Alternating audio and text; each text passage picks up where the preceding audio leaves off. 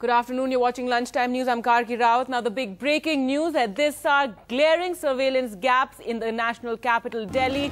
Despite last year's deadly blast in the High Court, when it was first noticed that there were no surveillance cameras at the High Court gates, a little has changed since then. In fact, a comprehensive surveillance system was to be in place. Nitin Gokhale now joins us with this big exclusive. Nitin, there was supposed to be a comprehensive surveillance system, CCTVs across the city for the Commonwealth Games, yet this blast taking place so near the Prime Minister's residence, yet no CCTV footage available. That's right. In fact, let me give you the details of this entire comprehensive plan, which was planned before the Commonwealth Games in October 2010, and then come to the glaring gaps. The plan was that over 90 locations would have scanners, closed-circuit televisions, access control system, and about 2,200 CCTVs were planned, besides 150 control rooms where 3 people were supposed to man the control rooms round the clock, where one would see the CCTV footage, one would analyze it, and the third one would order an intervention if needed. All that actually was done half-heartedly just before the Commonwealth Games. 34 markets, 10 border checkposts around Delhi were put under surveillance. And out of those 34 markets, only 25 of them and 2 border intersections. Those cameras are linked to a central control room in Delhi Police Control Room. So really a lot of blind spots across Delhi as far as Delhi Police is concerned. No direct control room links to many of the CCTVs that have been installed. And there is a phase 2 of this plan was supposed to have about over 1,600 CCTV cameras and about over 300 pan, tilt and zoom cameras, which were supposed to look after the entire electronic surveillance of Delhi, the national capital region, in fact, and give the Delhi police blow-by-blow account, a minute-to-minute picture of the mapping of security grid.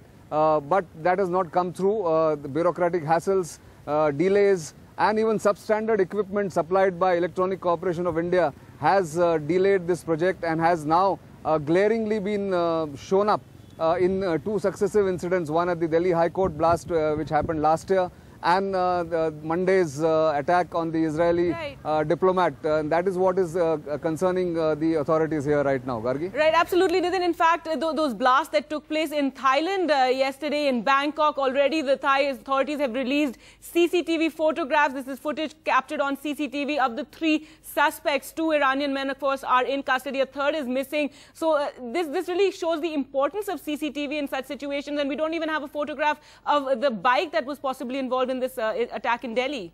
Well, that is the reality as far as Delhi is concerned, and all other big cities. In fact, this plan is called the National Mega City, Secure City Plans, which was envisaged way back in 2005-06. In 2007, one plan for Delhi, which was supposed to cost about 5,000 crore rupees, was almost finalized. And then at the last moment, then it was decided in a typical government decision-making process that let's have a pilot project first before we implement the entire project. And the pilot project never really took off. And it was only towards the end, just before in the run-up to the Commonwealth Games in October 2010, one first phase very half-heartedly was done, as I mentioned, not proper links, the images, as to put it in an officer's words. He said we couldn't really make out whether the figures moving on the CCTV were of a buffalo or of a human being. That kind of bad footage or quality was installed by the Electronic Corporation of India Limited. And there we are right now. We are the Delhi police and intelligence agencies are groping in the dark to get one CCTV grab of the motorcyclist who planted or stuck the bomb on the diplomat's car on Monday. Right, Nitin, now coming to the sticky bomb that was used in Monday's attack, this is a new thing for India. It's of course been used elsewhere in the world, but it's the first time really that a sticky bomb has been used in India. And what do security agencies have to say about that? Of course, the good thing is that it can only be used for very small blasts. Well, certainly they are worried. They are looking at it very closely.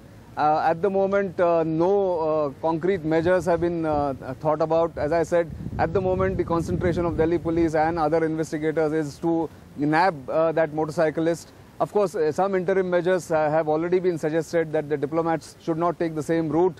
If possible, not even use the embassy cars or the High Commission cars which have distinct number plates in blue, and avoid using them, or take taxis to their workplace or to whichever travel they do within the city. That has been suggested, but a long-term countermeasure plan will be in place in due course. Governments, contrary to what we feel and think, never react so swiftly to any crisis. It will take a comprehensive view, and perhaps then come to a situation where they will issue standard operating procedures for countermeasures to this kind of a new threat that has emerged in India, although it has been in existence in other places like Iraq and Iran for quite some time. Gargi? Right. NDTV's cricket app, Android and iPhone, fastest scorecard, special analysis and much more. Download free. ndtv.com/apps.